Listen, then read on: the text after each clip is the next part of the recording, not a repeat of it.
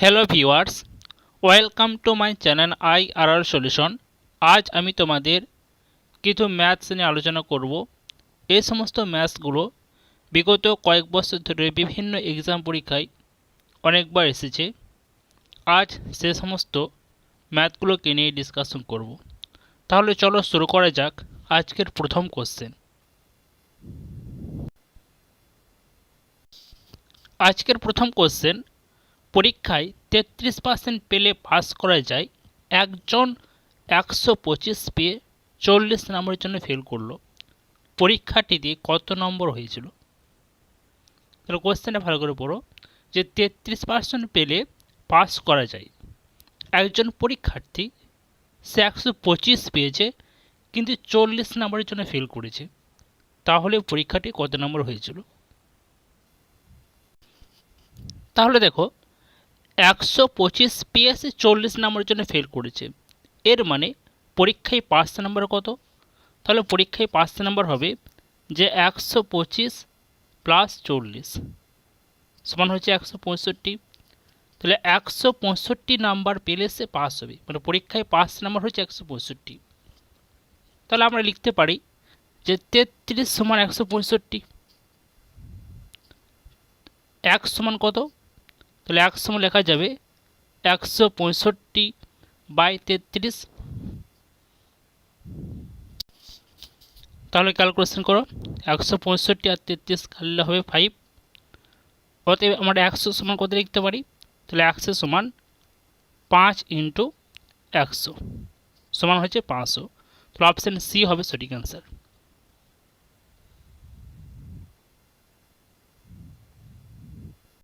তাহলে আবার বলছি যে 125 নাম্বার পেয়েছে কিন্তু 40 নাম্বারের জন্য ফেল করেছে, এর মানে পরীক্ষায় পাস নাম্বার হচ্ছে 165। তাহলে আমি লিখতে পারি যে 33 সমান 165। তাহলে 100 সমান 5, তাহলে 100 সমান কত হবে? 500। তাহলে পরীক্ষাটি ছিল 500 নম্বরের। পরবর্তী কোশ্চেন দেখো, বলেছে এ ও বি এর বয়সের অনুপাত দেওয়া আছে 4:3।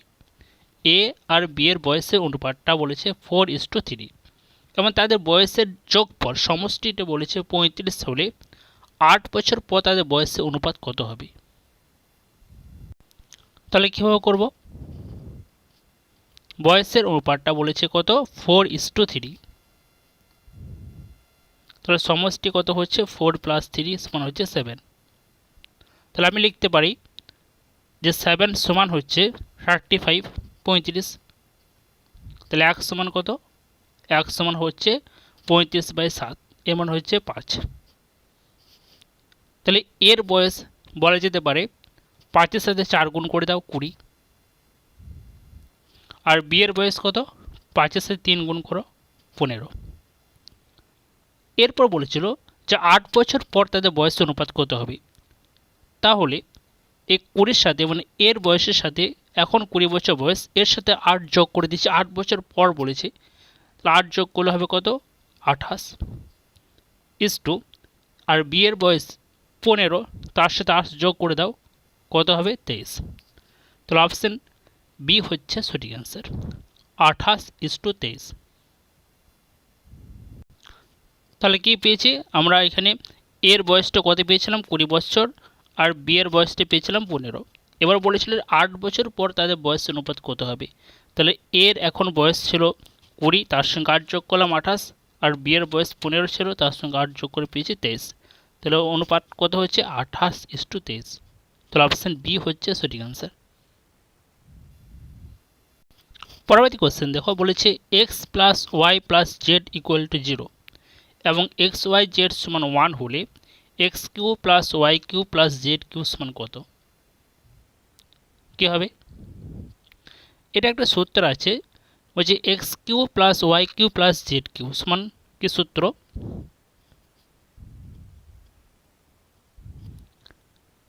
x³ + y³ + z³ সমান 3xyz হবে যখন x + y + z সমান 0 হয়। x + y + z সমান যদি 0 হয়, তাহলে x cube plus y cube plus z cube সমান হচ্ছে 3xyz। এটা একটা সূত্র। এবার এই সূত্র অনুযায়ী 3 ইন্টু xyz এর মান বলেছে দেখো 1 বলা আছে, তাহলে 1 বসিয়ে দিচ্ছি। তাহলে অ্যান্সার কত হচ্ছে 3, অপশান সি হচ্ছে সঠিক অ্যান্সার। তাহলে কি বললাম, যদি x plus y plus z সমান 0 হয় তাহলে x cube plus y cube plus z cube সূত্র হচ্ছে 3xyz। এই সূত্রটা কীভাবে এসেছে সেটা লিখছি। সূত্রটা কি, যে এক্স কিউ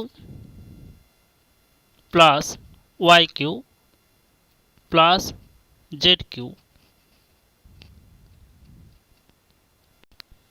মাইনাস 3xyz এটা সমান x plus y plus z into x square plus y square plus z square minus x y minus y z minus z x. এটা হচ্ছে তার সূত্র। এবার শর্ত অনুযায়ী কী বলেছিল, যে x plus y plus z equal to 0, মানে এই পার্সেন্টেজ হচ্ছে 0। এবার এটা যদি 0 হয়ে যায় তাহলে এটার সঙ্গে পুরোটাই গুণ করলে 0 হয়ে যাবে। তাহলে আমরা কত পাবো, যে x cube plus y cube plus z cube সমান কত পাচ্ছি 3xyz।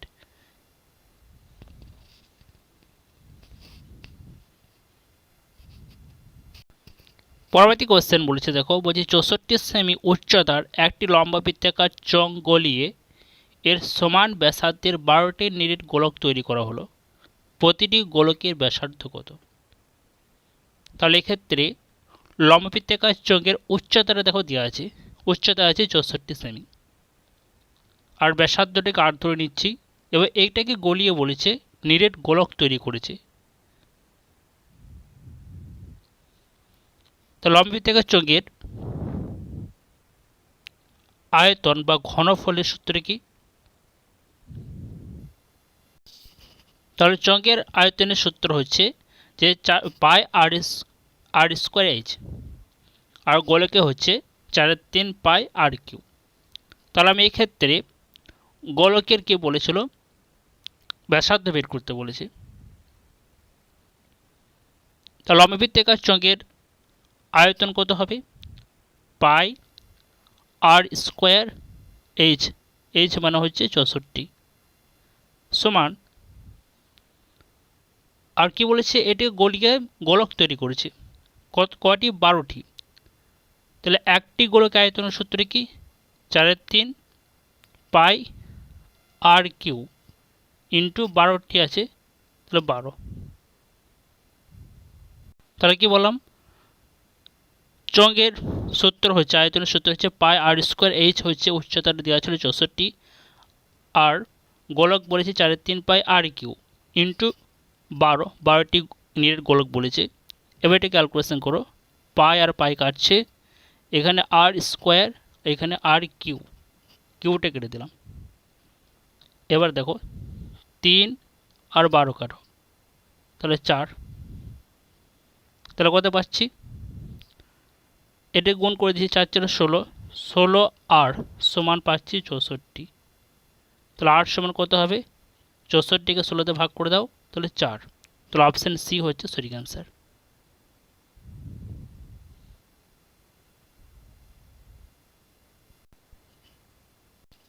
পরবর্তী কোশ্চেন দেখো, বলছে 2 অঙ্ক বিশিষ্ট একটি সংখ্যার অঙ্ক দুটির সমষ্টি বলছে 7।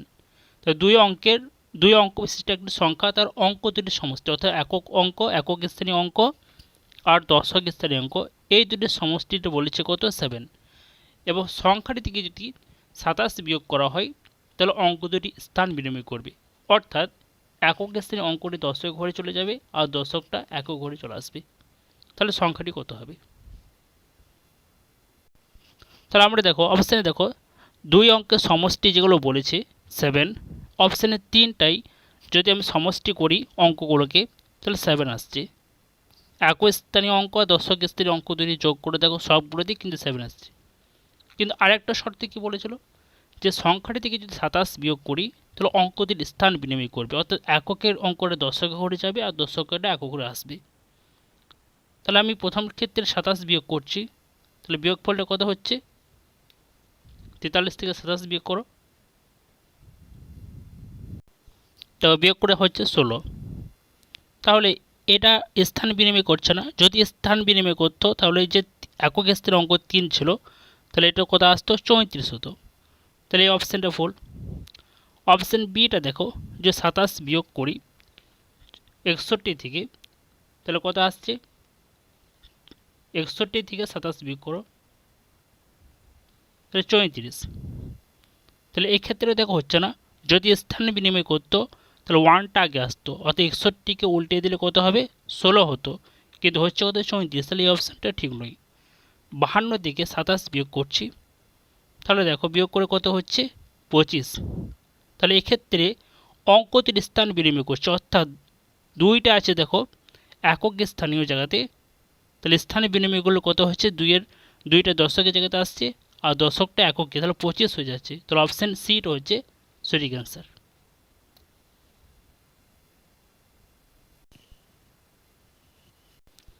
পরবর্তী কোশ্চেন দেখো, বলেছে একটি আয়তক্ষেত্রের পরিসীমা দেওয়া আছে 16 মিটার এবং এর কর্ণের দৈর্ঘ্যটি আছে 4 মিটার, তাহলে ক্ষেত্রফলটা কত?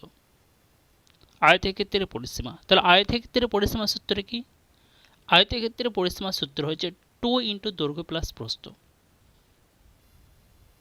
তাহলে আমি যদি এক্ষেত্রে দৈর্ঘ্যটাকে এ ধরে নিই আর প্রস্থটাকে যদি বি ধরি, তার সূত্র অনুযায়ী কত লিখতে পারবো, যে 2 ইন্টু দৈর্ঘ্য প্লাস প্রস্থ, দৈর্ঘ্য হচ্ছে এ আর প্রস্থ হচ্ছে বি, সমান লিখতে পারি 16। তাহলে এ প্লাস বি সমান কত হবে 16/2, এর মানে হচ্ছে 8। এর মানে দৈর্ঘ্য আর প্রস্থের সমষ্টি মানে যোগফলটা পেয়েছি 8। আর একটা শর্তে কি বলেছে, যে কর্ণের দৈর্ঘ্য, তাহলে কর্ণের দৈর্ঘ্য সূত্রে কি আয়তক্ষেত্রের কর্ণের দৈর্ঘ্য সূত্র হচ্ছে রুট দৈর্ঘ্য স্কোয়ার প্লাস প্রস্থ স্কোয়ার, দৈর্ঘ্য হচ্ছে এ স্কোয়ার আর প্রস্থ হচ্ছে বি স্কোয়ার, এটা সমান বলেছে দেখো 4। এবার রুটটাকে উঠিয়ে দিচ্ছি, এ স্কোয়ার প্লাস বি স্কোয়ার সমান 4-এর স্কোয়ার মানে হচ্ছে 16। এবার কি করব, এবার দেখো এ স্কোয়ার প্লাস বি স্কোয়ার একটা সূত্র হচ্ছে এ প্লাস বি তার হোল স্কোয়ার মাইনাস 2ab। এবার এই সূত্রেতে মানটা বসিয়ে দাও, এ প্লাস বি এর জায়গাতে বসাও 8, তাহলে এ প্লাস বি এর স্কোয়ার, তখন 8 স্কোয়ার মানে আমরা লিখতে পারি 64, একবারে লিখে নিয়েছি 8 স্কোয়ার মানে হচ্ছে 64 মাইনাস 2ab ছিল সমানের পড়ে হচ্ছে 16। তাহলে এটা ক্যালকুলেশন করো যে 2ab সমান কত হবে, 64 থেকে 16 বিয়োগ করে দাও 48। তাহলে ab সমান কত লিখতে পারি, ab সমান হবে দেখো 48কে 2 দিয়ে ভাগ করে দাও 24। তাহলে ab মানে হচ্ছে a ইন্টু বি, এ মানে ধরেছিলাম দৈর্ঘ্য আর বি হচ্ছে প্রস্থ, তাহলে দৈর্ঘ্য ইন্টু প্রস্থ মানে হচ্ছে আয়তক্ষেত্রের ক্ষেত্রফল। তাহলে কোশ্চেনে চেয়েছিল যে আয়তক্ষেত্রের ক্ষেত্রফলটা কত, তাহলে কত অ্যান্সার হচ্ছে 64, 24, অপশান সি হচ্ছে সঠিক অ্যান্সার।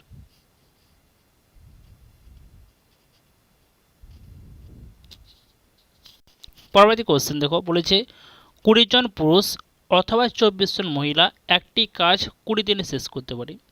20 জন পুরুষ অথবা 24 জন মহিলা তারা 20 দিনে একটি কাজ শেষ করতে পারে। তাহলে বলেছে 30 জন পুরুষ ও 12 জন মহিলা ওই কাজটি কতদিনে শেষ করবে। তাহলে 20 জন পুরুষ অথবা বলেছে 24 জন মহিলা, তাহলে আমি লিখতে পারি যে 20 জন পুরুষ মানে হচ্ছে মেল সমান হচ্ছে 24 জন ওমেন মহিলা, যেটা লেখা যাবে যে 20 জন অথবা বলেছে 24 জন মহিলা। তাহলে একজন পুরুষ সমান কত লিখতে পারি 24/20 জন মহিলা। এবার পুরুষ কত ছিল 30 জন, তাহলে 30 সমান কত লিখতে পারি 24/20 ইন্টু 30। এবার ক্যালকুলেশন করে নাও, এটা কত হচ্ছে 36, অর্থাৎ 30 জন পুরুষ মানে হচ্ছে 36 জন মহিলা। তাহলে 24 জন মহিলা 20 দিনে একটি কাজ করতে পারে, 24 জনাতে 20 দিন টাইম লাগছে। 24 জনাতে কোনো একটা কাজ করছে, সেটাতে 20 দিন টাইম লাগছে। এখন 30 জন পুরুষ বলেছিল, এবার 30 জন পুরুষ মানে পেয়েছি কত? 36 জন মহিলা। আর এখানে আরও 12 জন মহিলা আছে, তো 36 আর 12 48। তাহলে 48 জন মিলে কত দিনে কাজটি শেষ করবে? তাহলে টাইম কম লাগবে। 24 জনাতে লাগছে 20 দিন, তাহলে 48 জনাতে যদি করে টাইমটা কম লাগবে, তাহলে কত লাগবে? 20 ইন্টু 24/48। তাহলে ক্যালকুলেশন করে কত পাবো? 10 দিন। তাহলে অপশান এ হবে সঠিক অ্যান্সার।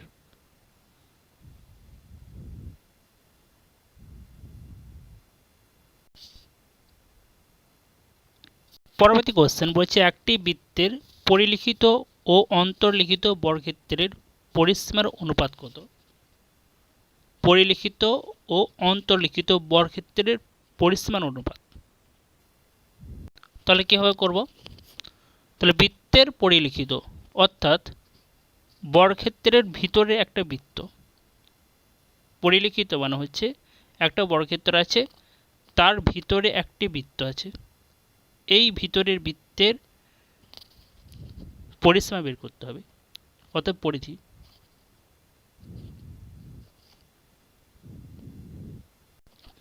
আমি এটাকে ABC দিয়ে দিচ্ছি বর্গক্ষেত্রের। আর বৃত্তের কেন্দ্র সেটা হচ্ছে মিডলটা ও, PQ, আর মিডলটা ও নাম দিয়েছি। এবার আমরা জানি যে বৃত্তের ব্যাস আর বর্গক্ষেত্রের বাহুর দৈর্ঘ্য সমান। বৃত্তের যে ব্যাস অর্থাৎ PQ, যে বৃত্তের ব্যাস সেটা বর্গক্ষেত্রে বাহুর দৈর্ঘ্যের সমান হয়। তাহলে এই ক্ষেত্রে বৃত্তের ব্যাস আর বর্গক্ষেত্রের বাহুর দৈর্ঘ্য সমান। তাহলে বৃত্তের ব্যাসার্ধ যদি আর হয়, তাহলে ব্যাস হবে কত? 2r। বৃত্তের ব্যাসার্ধ আর হলে ব্যাস হবে 2r। তাহলে বৃত্তের ব্যাস বলেছি বর্গক্ষেত্রের বাহুর দৈর্ঘ্য সমান। তাহলে এটা আমি লিখতে পারি যে 2r মানে হচ্ছে বর্গক্ষেত্রের বাহুর দৈর্ঘ্য, এটি বর্গক্ষেত্রের হচ্ছে বাহুর দৈর্ঘ্য। তাহলে বর্গক্ষেত্রের পরিসীমার সূত্রটা কি? 4 ইন্টু একটি বাহুর দৈর্ঘ্য। তাহলে 2r যদি বর্গক্ষেত্রের বাহুর দৈর্ঘ্য হয়, তাহলে এটাকে 4 দিয়ে গুণ করে দিচ্ছি, তাহলে কত হবে? 8r। তাহলে 8r হচ্ছে বর্গক্ষেত্রের পরিসীমা। এটি পরিলিখিত বর্গক্ষেত্রের পরিসীমা পেয়েছি। এবার বলেছিল অন্তর্লিখিত। অন্তর্লিখিত মানে হচ্ছে যে বৃত্তের ভিতরে বর্গক্ষেত্র থাকবে, বৃত্তের ভিতরে একটা বর্গক্ষেত্র। তাহলে ABC একটা বর্গক্ষেত্র, কেন্দ্র হচ্ছে ও, আমি একটা কর্ণ টানছি AC কর্ণ। তাহলে আমরা জানি কি যে বৃত্তে অন্তর্লিখিত বর্গক্ষেত্রের যে কর্ণের দৈর্ঘ্য সেটা হচ্ছে বৃত্তের ব্যাসের সমান। বৃত্তের অন্তর্লিখিত বর্গক্ষেত্রের যে কর্ণের দৈর্ঘ্য অর্থাৎ AC, এর যে কর্ণের দৈর্ঘ্যটা হচ্ছে বৃত্তের ব্যাসের সমান। তাহলে কর্ণের দৈর্ঘ্যের সূত্র কি বর্গক্ষেত্রে? √2r, সেটা সমান বৃত্তের ব্যাস। বৃত্তের ব্যাস। আবার আমরা কি পেয়েছিলাম একটু আগে, যে বৃত্তের ব্যাস আর বর্গক্ষেত্রের বাহুর দৈর্ঘ্যটা সমান হয়। তাহলে এই ক্ষেত্রে বাহুর দৈর্ঘ্য কত হবে? 2r। তাহলে পরিসীমা কত পাবো আমরা? পরিসীমা হচ্ছে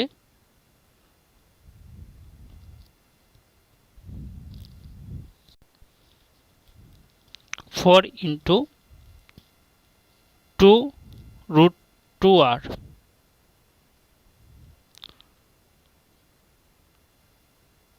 তাহলে এটা ক্যালকুলেশন করে নাও, কত হবে? আর কেটে যাচ্ছে,